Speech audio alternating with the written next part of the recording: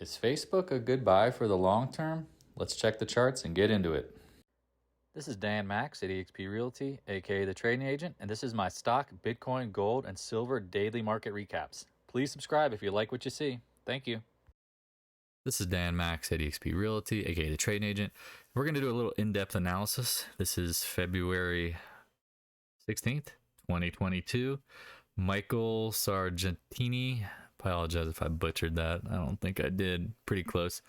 Maybe Sargenti has a question about Facebook. He asks, can you go over Facebook and what you think about it? Just really that simple question. Well, anyone who knows me knows I've not been bullish on that thing. And, I might start here in the Discord room because this is stuff you come in here, you get a question, we can talk about it. But I'm going to do a video on this because I think I know a lot of people attacked me on Twitter when I said you got to sell before earnings. It's probably going to get crushed.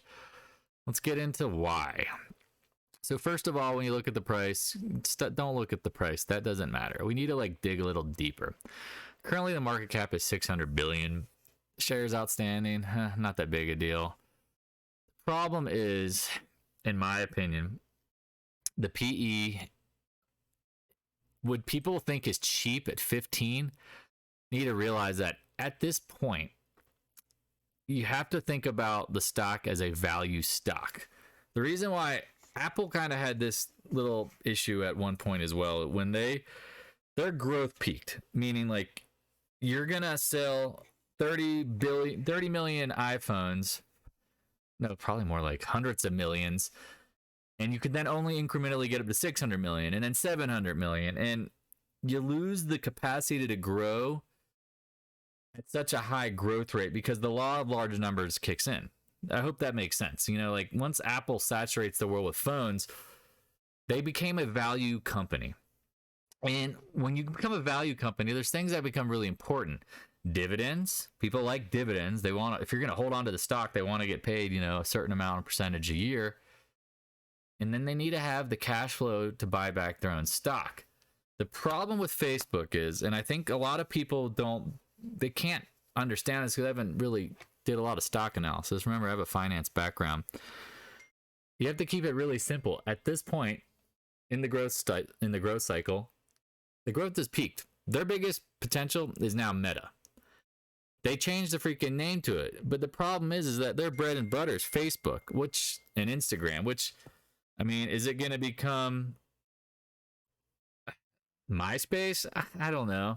Is Instagram peaking? There's a lot of competition from Snapchat and TikTok and all these other apps. And again, what you have to ask yourself is not that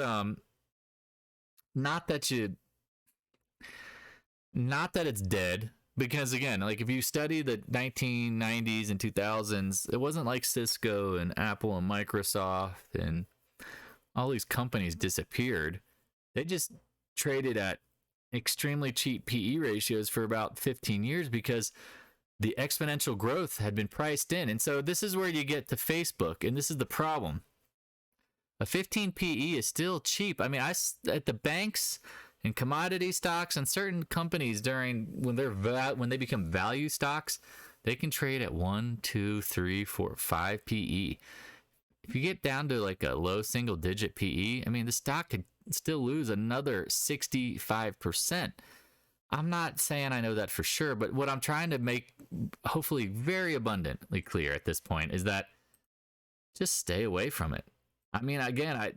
It's not rocket science here. I don't want to overthink this, but think about the trading opportunities that abound from other stocks. That's what you have to think about at this point. Do you want to own Facebook that could go nowhere for a long period of time? Or do you want to just move on and check something else out? Because here's the big problem. Monster bull run. We'll all agree. I remember when this thing IPO'd here in 2012, dropped, got cut in half, and then just been on a monster run. This is some major technical damage. Usually you go up, you pull back, you go up, you pull back. This candle in itself, it's invalidating all of it's saying the bull market move is over. And I need to you need to have a reference to kind of go over that. And the reference has become the Cisco's of the of the way past time machine. Like they had similar nice monster runs, and then these big red monthly candles just blew them out. I mean, the same thing with Mr. Softy way back in the day. If you go back way back, nice up runs, and then big red candle, and then it took out, and then it just went nowhere, and then took till 2016. Now again, this is the monthly chart. Be aware. But it went nowhere from 2002 to say 2013. It went nowhere.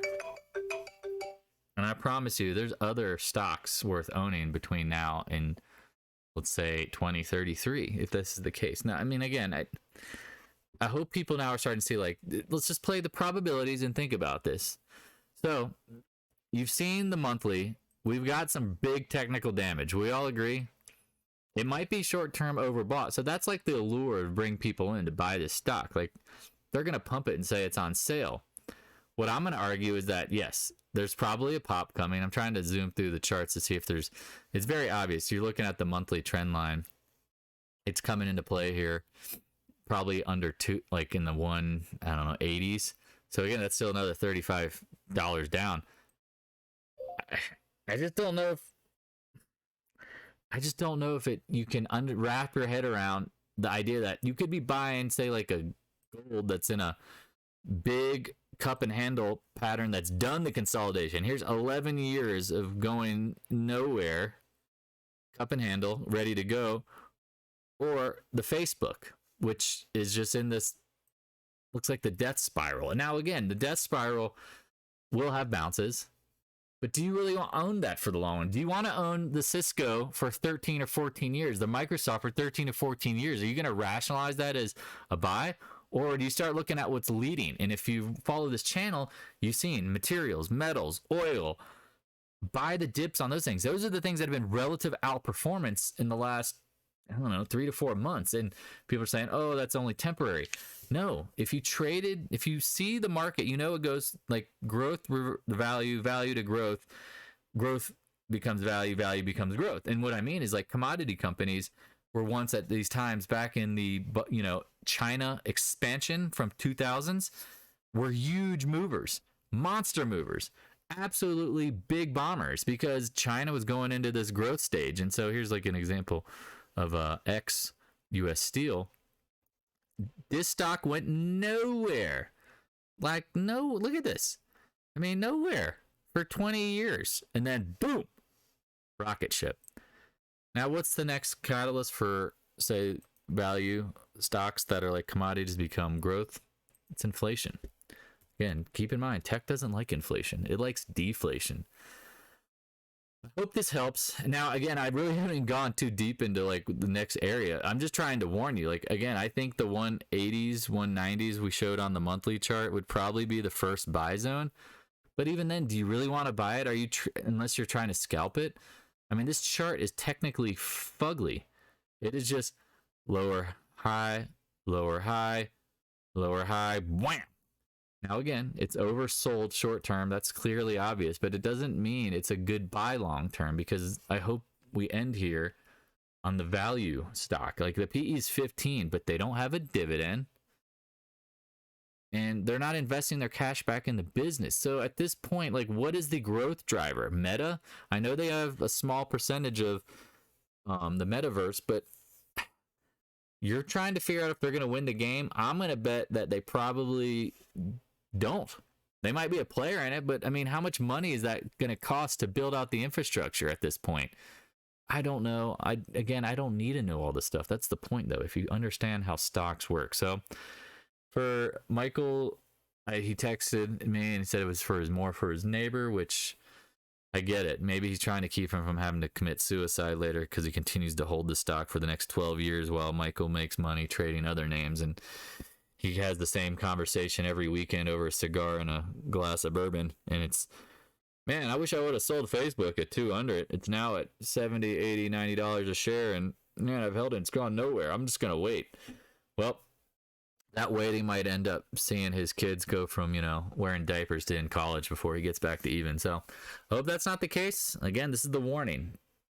This is the realization that ultimately stocks have a shelf life, because unless they can build a moat around the company and they can thwart off competition, at some point they will catch up. Growth, law of large numbers, all come into play.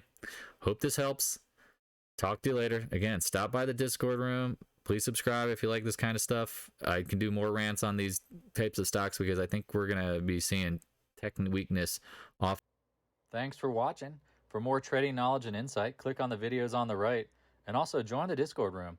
Link is in the description below. If you have any questions, please stop on by the Discord room and let's chat. Thank you.